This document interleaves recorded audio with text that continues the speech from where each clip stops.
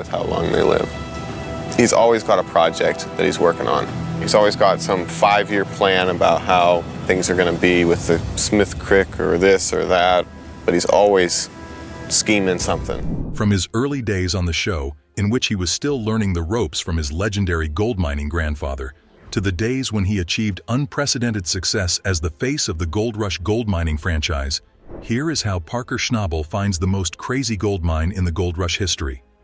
Looking at Parker Schnabel today, you may not believe that he has been through quite the journey en route to becoming one of the most successful gold miners on television today. Indeed, as we watch him extract 55 ounces in a single week at this point in time in his career, it is certainly worth noting how it is that this version of Parker came to be. We can start from noting that gold mining is far more viable today than people may think. Far departed from the panning days of the 1800s, gold miners have been able to make a decent living from mining the land. At least that is what we are allowed to think when we watch Gold Rush, the reality TV show that follows the lives of some of these gold mining bosses and their crew members. This is where we ran into the talented gold miner as he fought to establish the early days of his gold mining career. As such, fans of the show would be able to tell you that they had been watching Parker ever since the show's premiere. That was when he was just a scrawny kid working with his grandfather. You don't give me orders. You ask, have some respect for people. You don't tell me how to mine. I have not told you how to do your job one time this whole year. Even then, though Parker was still winning the adoration of many fans from all over the world, little did they know that he would be one of the most successful gold miners on the show today. Maybe this was because little was known about him back then. Conversation. End of conversation. That's don't why, talk. That's why people don't approach Okay, you. just Apart from being noted to have something of a short fuse, many people didn't know that Parker had something of a first love before he dove into gold mining. We're talking about his love for hunting. Parker would prove to be so good at hunting that he would boast that his family didn't have to buy any meat for about 5 years. As crazy as this may sound, it is even crazier how he transitioned from his love of hunting to his love of gold sometime in his teens. With his drive during these years, Parker soon became one of the more successful gold miners in the area as he was able to rake in millions of dollars worth of gold, even in the early days of his gold mining career. Maybe this could be attributed to the fact that both his father and grandfather were also notable gold miners of some sort. Be that as it may, Parker eventually emerged as one of the most successful gold miners in the Klondike, something that helped him stand out as the face of the Gold Rush franchise. It's actually crazy how things turn out eventually. This was just a kid who popped up on the show in the early stages of its series. Yeah, I mean, we've ran 24 hours and we're running quite a bit of yardage, so we'd want to see at least 30 ounces to make this ground worthwhile. Even back then, Parker was giving this gold mining thing a good go. As a 15-year-old, he was already the manager of Big Nugget Gold Mine, the modest family gold mine started by his grandfather, Big John Schnabel. What were you doing when you were 15? Well, despite how harsh the gold mining industry may be, Parker had enough character to make his own way in the gold mining industry, despite having to go against adults that may be 3 or 4 times his own age. If you ask Parker, he would tell you that this was because of his grandfather, who inspired him to make a success of himself in this world. This struck a chord with Parker so much that eventually, the young man decided that it was time for him to leave the comfy confines of the Big Nugget Gold Mine. Tony told me that if I did well last year, he'd give me better ground. I'm here to get it. Once he was 19, he took the steps to mine the much bigger leases found in the Klondike. Parker soon found that this would be a challenge, as success was never guaranteed in these bigger mines. Some miners have had to bow out of the cause because they were never able to strike that gold. Fortunately, Parker was able to gain control of things despite having to endure some unsuccessful seasons. Hey, sometimes you just gotta keep going even if it hurts, and for some reason, Parker knew this. He himself would tell you that much of his success may be down to his get right back on it approach to this business. Aside from this, Parker would also be able to tell you that he has been able to maintain so much cash because he doesn't splurge on luxurious things. All the man wants is to develop his business. This must have been a struggle in recent times because it is said that the gold mining industry in the Klondike was experiencing a bit of a slump. Apparently, you need to dig up enough dirt to fill up a swimming pool just so that you can get an ounce of gold these days. That is a lot of work for just $1,500 if you ask us here at the channel. This is especially daunting for a guy like Parker who has a very limited amount of time to get on with this costly work.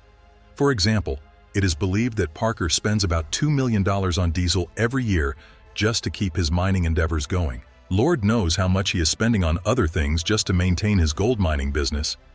Fortunately, it seems as though Parker has been able to maintain an objective view of things. He himself would tell you that he is not into the gold itself. He only gets the gold because he knows that he needs it to keep his business going. Maybe that is why Parker has decided to branch out to other realms of the business world to get to this gold. During the off-season at the Klondike, Parker can be seen producing several of his adventurous spin-offs over the years, and to be honest, the fans are not complaining one bit about it. Probably their costs are pretty low, especially because they don't have to do any blasting, right? Não usa Isso, realmente. Yeah. Vamos lá na planta? He's inviting us to see the plant. They are eager to follow him wherever he goes as he continues to search for gold in places such as Australia, the frozen north, and the jungles of South America. There is no place that is too far for Parker to search for gold. At this point, it is clear that Parker has been able to achieve a lot of success. While still in his 20s by the end of 2020, it is believed that Parker is worth about $10 million to $15 million. While some of us would have happily retired so that they could spend the rest of their lives living off this handsome fortune, you'd find that Parker is not ready to hang his mining boots up just yet. Instead, you'd find that Parker is increasing his efforts by reinvesting his money in a new operation. This is sort of admirable, especially when you consider the fact that Parker shares the proceeds of his business with his crew members. Parker can be said to be so generous with things that his crew members have been observed enjoying a decent lifestyle thanks to their work with Parker. At this juncture, it is sort of important to note that Parker has indeed come a long way. While he had started out on the show in its first series, those who had been there from day one would be able to tell you that the show was more focused on his grandfather. By season 2, though, Big John was ready to give way to Parker so that the show could focus on him more. Unfortunately, this would prove to be one of the last times that we would hear from the 96-year-old, as he would soon pass away. Thanks to the support of his family and the fans, Parker was able to honor the passing away of the man who had worked as a miner since the 80s up until his final days. In fact, it could be said that John was so remarkable, he was even able to make sure that his grandson would be able to attend any college that he wanted to attend, thanks to the college fund that he set up for Parker when he was a kid. What, dude? I really appreciate the help, but when it comes to telling the crew to shut the plant down, I think that I should have some input in that. Well, fine. That's great. I'm sorry.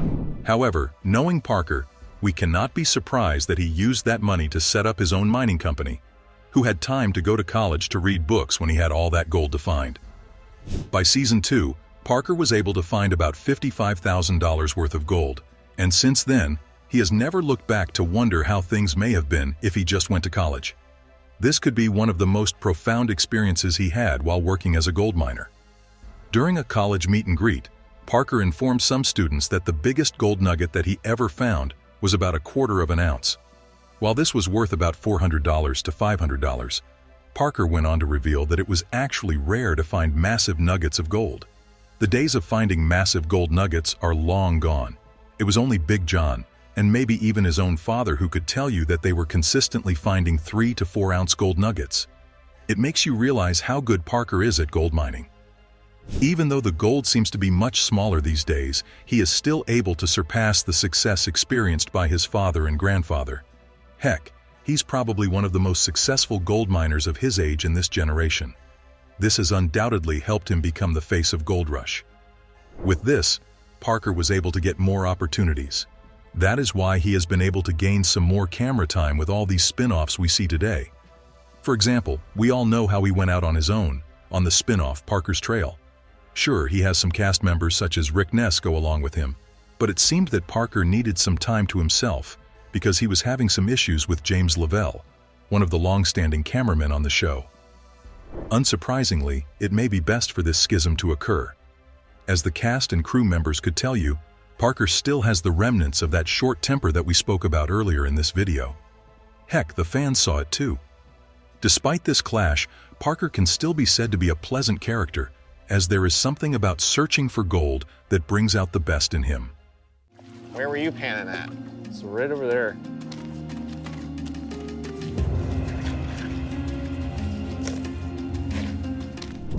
Whatever it is, the fans have been able to get the best out of this young man as he went on to star in 11 seasons of the Gold Rush TV show, as well as in any other spin-offs associated with the Gold Rush franchise. Despite all these amazing experiences, Parker would be able to tell you that his best experiences working in front of the camera were the ones he had learned from his dearly departed grandfather. It is clear that Parker and his grandfather were like two peas in a pod, and now that John is gone, Parker finds that he is one lonely pea left in this pod. It doesn't help that he and his friends have been growing apart as they take part in this thing called life, but that is just the way that the cookie crumbles.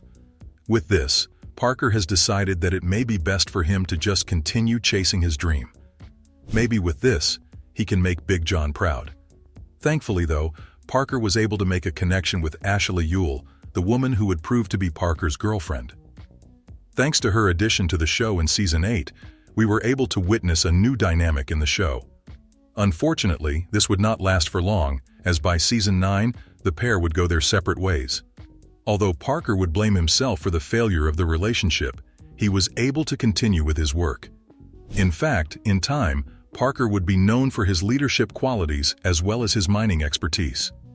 Who wouldn't want to work with Parker? He was well ahead of the curve when he came to people his own age. Most of them were still struggling to find their path in this life. Meanwhile, Parker was running his own successful business. With his leadership skills, he was even able to employ many miners that were twice his own age. Thanks to his intelligence, his charisma, and his grit, Parker was able to push his team up to the point where they not only met their targets for the season, but they also smashed through it. Best way to figure out how to manage a bunch of different projects at once is probably just go start doing it. This shows how ready he is to lead himself and his crew to success. If they just listen to him, they will be able to maintain this level of success for many years to come.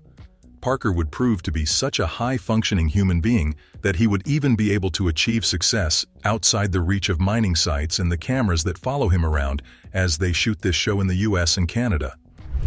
Just as we alluded to a bit earlier on, thanks to his leadership skills, his level of expertise when it comes to gold mining, and his all-round charisma, Parker was also able to find some success in several other parts of the world.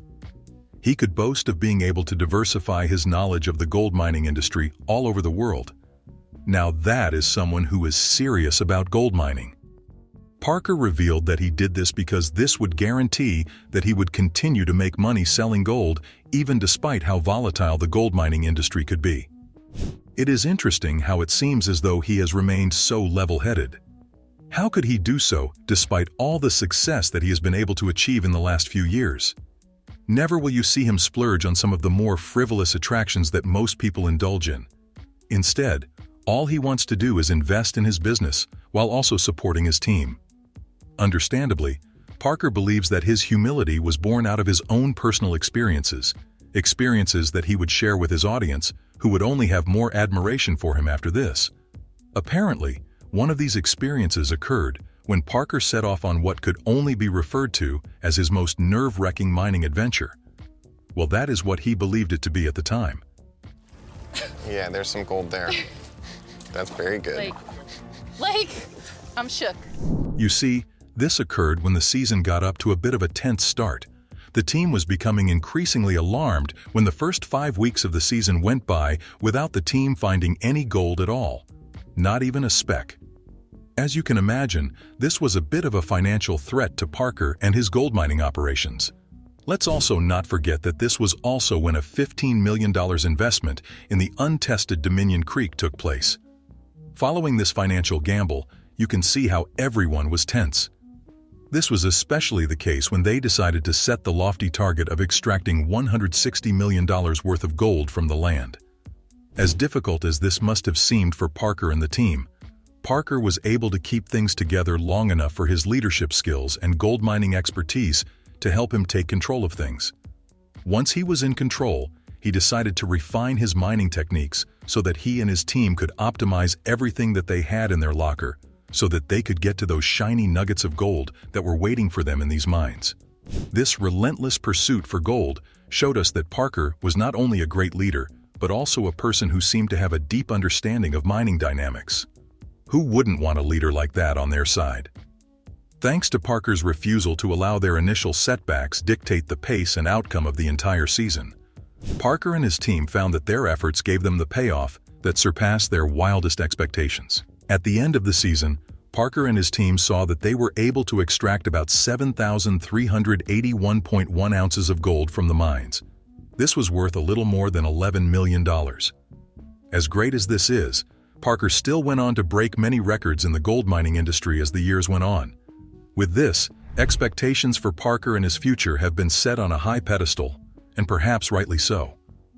With this, not only will he redefine what success would look like on the show, he may also go on to redefine what success looks like in the entire gold mining industry. Last one. See anything in there? It'll probably be tiny, whatever it is. Well, we'll get it back and go through it, huh? Yeah. As such, his journey continues to be a testament on how someone can overcome the odds to become a legend in the gold mining industry. Even at such a young age, Parker has been able to stand out thanks to his role as a main character on the show. If you guys remember, this probably started when Big John gave him control of the mines back in Season 2 when he was still a young man. Now he stands out on his own as one of the most successful gold miners to ever come out of that area. Indeed, now he is the owner of several gold mining businesses. As recently as 2023, he was announced to be the owner of Little Flakes Gold Mining Company. This made headlines after Metallic Minerals released a press statement which announced a partnership with the gold miner's new company. Apparently, this deal gave Little Flakes the permission to mine on 5.5 kilometers of the claims found on a Yukon site known as Australia Creek. Under this agreement, it is believed that there would be a lot of royalties that would go to Metallic Minerals thanks to this deal, but despite this, it would be quite the lucrative deal for both parties. In the end, this proved to show how much of a reputation that Parker has been able to develop over the years. Perhaps after watching his rise to wealth and fame on the Gold Rush TV series for more than a decade now, many companies believe that he is a reliable source of gold thanks to his gold mining expertise. With that, it is clear that Parker and his team are very excited about this new partnership with Metallic Minerals. Hopefully, this would prove to be a fruitful relationship for many years to come. Parker leads from the front in his 73-ton D10 dozer. Let's mine some gold. This seems to be Parker's plan because he had announced his plans for him and his team to hit these mines as soon as possible so that they could get things up and running as quickly as possible. There were many ounces of gold to be extracted from the mines by Parker and his team, and as such, there was no time to waste. They had to get to that gold because they had to get to that money. To do this, Parker and his team are preparing themselves to dig 400 or so massive Olympic-sized pools by the summer. This is admirable, especially when you consider the fact that despite spending more than a decade in these mines, Parker and his team are more determined than ever to continue on with their search for gold. Sure, they pay off is large, especially as there were millions of dollars to be made in the mines in and around Australia Creek. And things may still be uncertain, especially as nothing is guaranteed in this life. That said, it is clear that Parker will drive his team to give the search for gold in this new land a great shot. In the end, that is the only way that Parker knows how to carry out this never-ending search for gold.